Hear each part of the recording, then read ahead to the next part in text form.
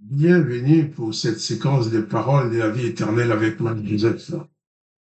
Aujourd'hui, nous sommes le 29 mars 2025.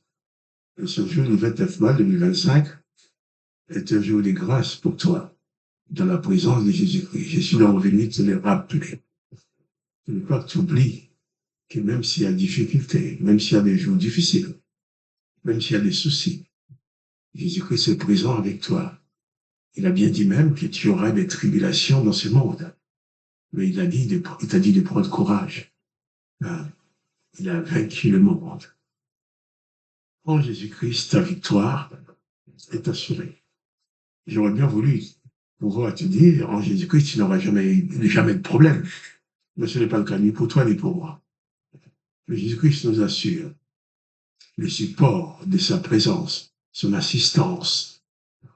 Il ne compare même avec ses brebis dont il est le berger, qu'il va se charger de soigner, de faire en sorte que nous soyons en bonne santé, faire en sorte que nous soyons bien. Il va nous protéger. Alors, Jésus-Christ s'est dit, je suis avec toi tous les jours jusqu'à la fin du monde. Pas de panique. Réalise seulement cela. Et dans les moments difficiles, élève ton âme vers lui. Ne te laissez pas aller au découragement, ne baisse pas les bras. Élève ton âme vers Jésus-Christ. Adresse ta prière. Installe-toi dans la communion avec lui en tant que son disciple. Et il prendra toujours soin de toi. Surtout pas de panique. Jésus-Christ t'accompagne. Et nous allons continuer la lecture de l'évangile de Matthieu, chapitre 6.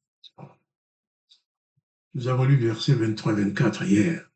Et j'ai relu ce verset 24, où Jésus va proclamer cette réalité en disant, nul ne peut servir deux maîtres, car ou il haïra l'un et aimera l'autre, ou il s'attachera à l'un et abandonnera l'autre. Jésus-Christ nous parle du fait que nous ne pouvons pas le servir et servir une autre entité en même temps. Tu ne peux pas servir Jésus-Christ en obéissant à sa parole et obéir à d'autres doctrines, d'autres enseignements. Là, Jésus-Christ est venu dans le pays d'Israël pour apporter une vision nouvelle de la spiritualité.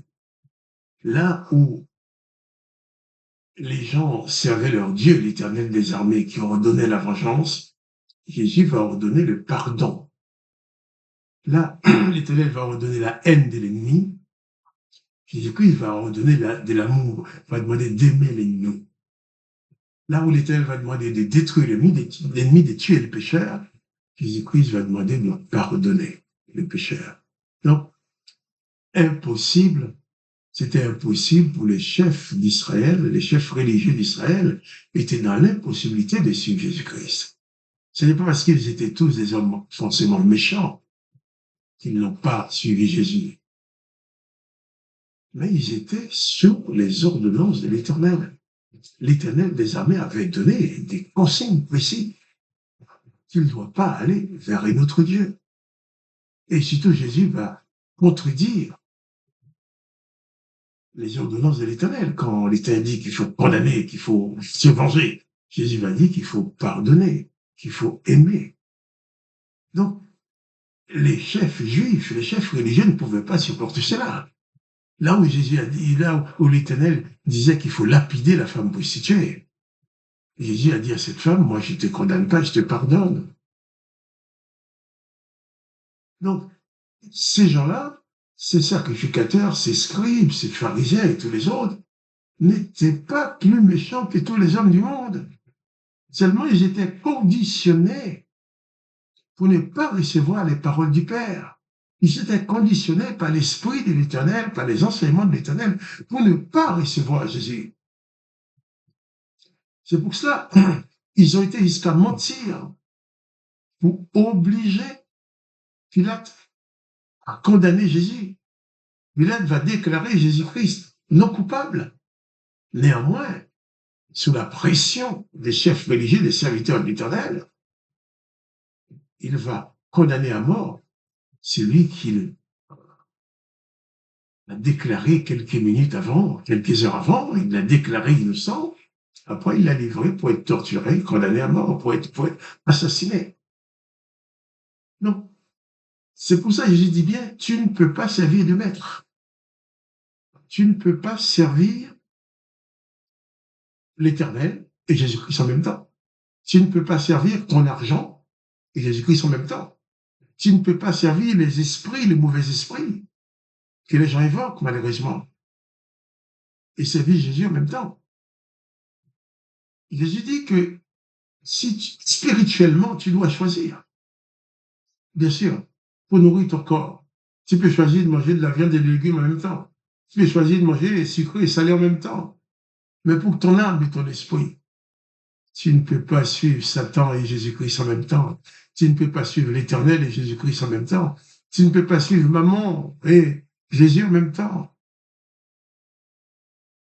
Car les enseignements de Jésus sont très spécifiques sur nos relations avec les autres, nos relations avec le monde. Ces enseignements de Jésus sont même spécifiques sur nos relations avec les mauvais esprits, avec les démons. En l'Éternel, les démons, les mauvais esprits ont le pouvoir et l'autorité sur les humains. Parce que l'Éternel leur donne cette autorité-là. Mais en Jésus-Christ, les démons n'ont aucun pouvoir sur celui qui vient en Jésus-Christ. Car partout où Jésus-Christ a eu affaire avec des démoniaques, Jésus-Christ a toujours libéré les humains de la puissance des démons. Jésus-Christ va même dire à ses disciples, je vous donne pouvoir de chasser les démons. Je vous donne autorité de marcher sur toutes les puissances démoniaques, sans que rien ne puisse vous nuire. Si Jésus-Christ habite dans ta vie, tu arrives quelque part, tu as un démon, toi, tu n'as pas de problème, c'est le démon qui a un problème. Parce que la présence de Jésus-Christ le domine. Il ne peut pas se tenir dans la présence de Jésus-Christ. Et la présence de l'Esprit de Jésus-Christ qui est en toi te donne le pouvoir de dominer, de chasser ces mauvais esprits, de paralyser ses œuvres. Donc, tu ne peux pas vivre en même temps dans le monde paganisme où on fait n'importe quoi, avec les mauvais esprits, avec tout, et dans la maison de Jésus-Christ, et être citoyen de la maison du Père. Tu ne peux pas vivre non plus selon les ordonnances de l'Éternel et obéir à Jésus-Christ en même temps. Tu ne peux pas. Donc, tu ne peux pas servir de maître. Bien sûr, tes pasteurs, tes prédicateurs t'enseignent à servir de maître. Tous les matins, les dimanches matins, dans leur service, dans leur culte, ils vont invoquer le nom de l'Éternel et puis après, ils vont dire au nom de Jésus. Mais c'est pas possible. Les deux ne peuvent pas aller ensemble. C'est ça qu'il convient de comprendre. C'est pour ça beaucoup de personnes qui veulent être chrétiens se trouvent piégées dans ces cadres-là. Ils vont glorifier le nom de l'Éternel, ils vont réciter les psaumes de malédiction contre les autres, et en même temps, ils vont se dire chrétiens. Et là, il y a un problème. Si tu veux vraiment être chrétien, il faut cesser de lire ces psaumes de malédiction. Il faut cesser de t'attacher aux ordonnances de l'Éternel pour t'attacher aux enseignements de Jésus-Christ, qui sont complètement différents. Donc, nul ne peut servir de maître.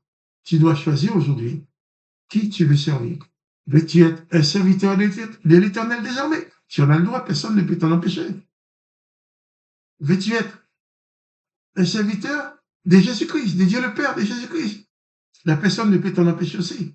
Mais le choix t'appartient.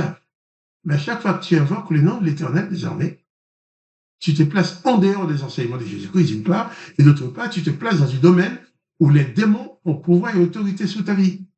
Mais à chaque fois que tu évoques le nom de Jésus-Christ, le nom du Père, dans le nom de Jésus, tu te places dans le domaine de la grâce et dans un domaine où tu as pouvoir sur les mauvais esprits. Le nom de Jésus-Christ soit béni, que toi tu sois béni. Quant à moi, Marc-Joseph, je t'ai dit, pas de panique. Choisis de suivre Jésus-Christ. C'est un conseil, je te donne seulement. Et je t'ai dit, à demain pour les paroles de la vie éternelle.